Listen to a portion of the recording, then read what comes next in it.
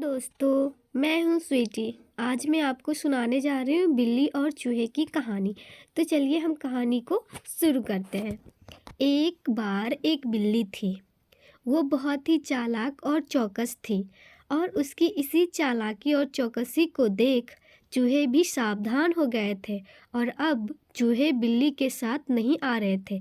एक समय ऐसा आया कि बिल्ली भूख से तड़पने लगी। एक भी चूहा उसके हाथ नहीं आता था क्योंकि वो उसकी आहट सुनते ही तेजी से अपने बिल में छिप जाते थे। भूख से बचने के लिए बिल्ली योजना बनाने लगी।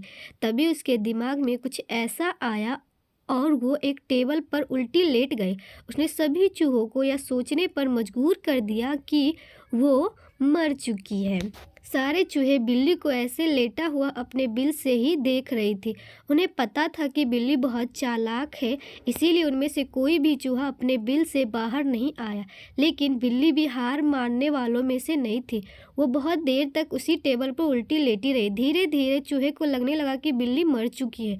वो बरतने थी। इस बार पेट भरने के लिए एक बार फिर बिल्ली को योजना बनानी पड़ी।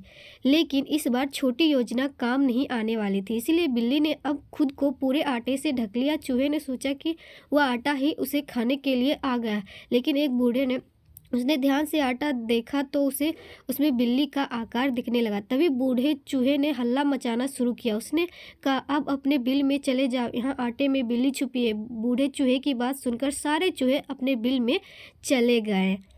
जब बहुत देर तक एक भी चूहा बिल्ली के पास नहीं पहुंचा, तब बिल्ली थकने की वजह से उठ गई।